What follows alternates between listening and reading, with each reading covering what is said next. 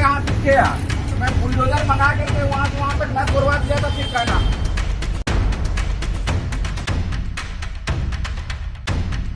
Madam, इनका नाम note करिए, लाइसेंस पहले इनका कैंसिल करिए।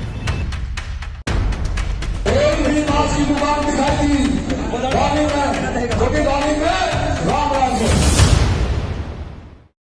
अधिकारियों ने मुस्लिम दुकानदारों की दुकान पर आकर उन्हें धमकी दी थी, अब वही उनके आगे झुके हुए नजर आ रहे हैं। दोस्तों, मीट दुकानों को नवरात्रि के चलते जिन सरकारी अधिकारियों ने 9 दिनों तक बंद करने का आदेश दिया था, वही आदेश महज 12 घंटे के अंदर वापस ले लिया गया है। यूपी की योगी सरकार को आखिरकार मुस्लिमों के आगे झुकना ही पड़ गया है, ऐसा बोला जा सकता है, कहा जा सकता है। पूरी खबर क्या है इस वीडियो में मैं आपको तमाम जानकारी दूंगी। नमस्कार, मेरा नाम है जयंती झा और आप देख रहे हैं द लाइट टीवी।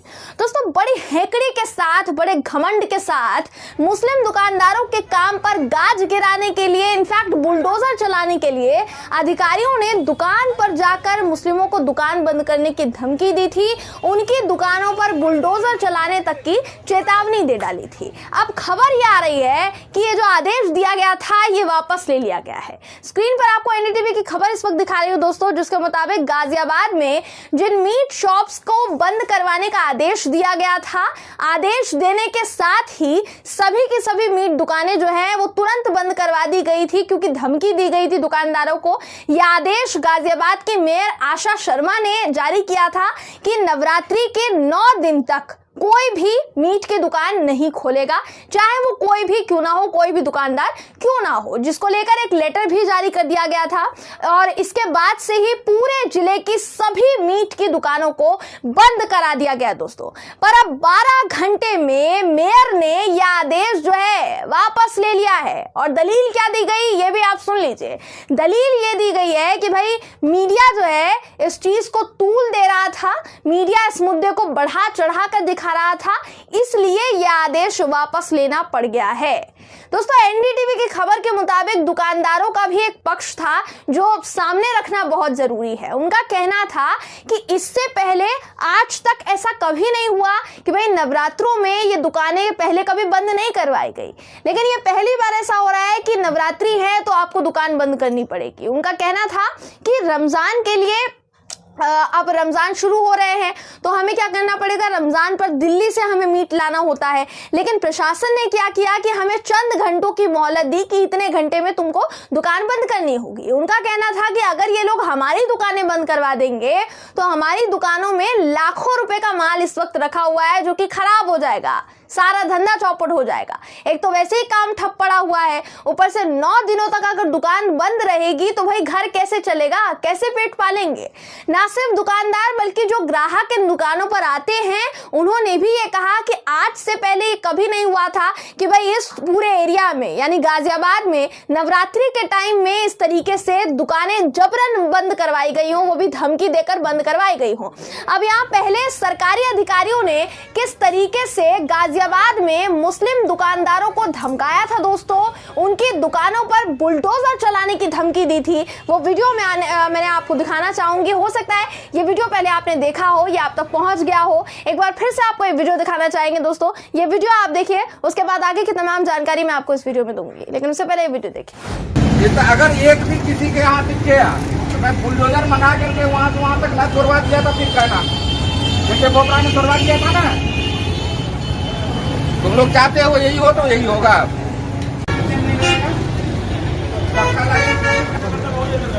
मैडम, इनका नाम नोट करिए, लाइसेंस पहले इनका कैंसिल करिए। तुम्हारे चलते हम अपनी नौकरी ले लें, दबा दें।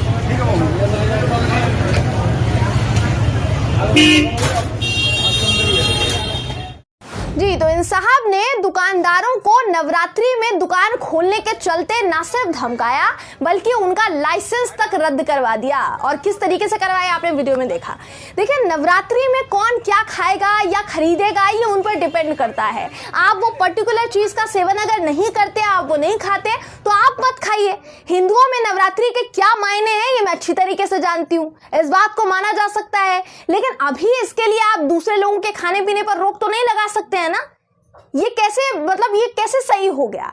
और फिर सरकारी अधिकारियों ने जिस घमंड के साथ, जिस हेगड़ी के साथ दुकानदारों की दुकानें बंद करवाई, उनको डरा धमका कर वो सहम गए, डर गए, तो आखिर में तो आदेश वापस लेना पड़ गया ना आपको किसने धमकाया? 12 घंटे के भीतर आपने खुद आदेश वापस लिया है।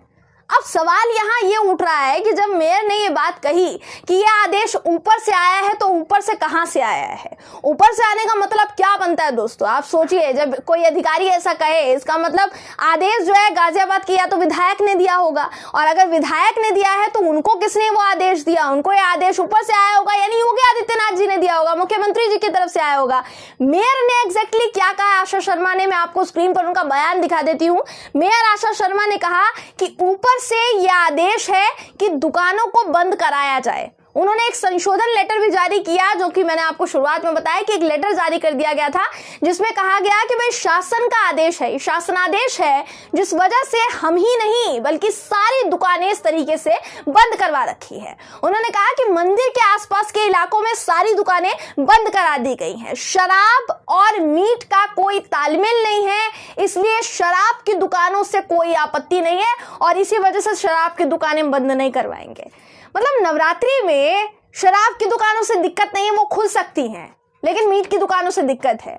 इसलिए मुस्लिम दुकानदारों ने कहा कि भाई अगर आप दुकानें बंद करवाना चाह रहे हो तो हमारी भी करा दो बेशक, तो फिर शराब की दुकानें भी बंद करवा देनी चाहिए। उसका क्या ऐसे, ये कौन सा आपका एक्सक्यूज है कि तालमेल नहीं है? तो कार्रवाई अगर कराई जा रही है तो उन पर भी करवाई जाए। अगर हम पे कर रहे हैं तो फिर मकसद बताएं। अगर आप गौर करेंगे दोस्तों, तो गाजियाबाद से अगर देखेंगे तो ऐसे मामले अक्सर सामने आते रहते हैं। गाजियाबाद लोनी के विधायक नंदकिशोर गुर्जर को आप जानते होंगे, जब एक बार फिर से विधायक ये चुने गए तो इन महाराज ने भी मुस्लिमों के खिलाफ अपनी दमंगई शुरू कर दी थी। इनके तो तमाम बयान है, जग जाहिर है। नंदकिशोर गुर्जर ने भी मीट की दुकानों को लेकर बयान दिया था। आपको मैं इनका बयान भी सुनाना चाहूंगी ताकि आप समझ पाएं कि भारतीय जनता पार्टी यानी भाजपा अपने विधायकी क्षेत्र में, इनके जो विधायक है वो अपने विधायकी क्षेत्र में खासकर मुस्लिमों पर ही क्यों गाज गिरा रहे हैं। आपको ये वीडियो दिखा देते हैं, ये वीडियो भी देखिए आप। यहाँ हकीकत चलने वाली है, और मैं अधिकारियों को आपके द्वारा संदेश देना चाहता हूँ। कोई एलआईयू के लोग हो, एक भी मास्क की दुकान शाम तक अगर दिखाई दी,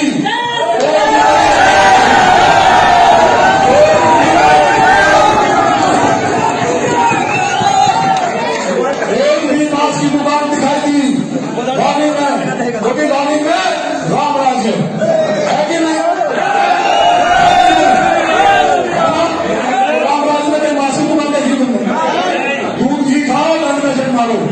किसी के पास गाय नहीं है, गाय को जी, तो इस तरीके से गाजियाबाद लोनी के विधायक नंदकिशोर गुर्जर ने काफी पहले से धमकियां देनी शुरू कर दी थी।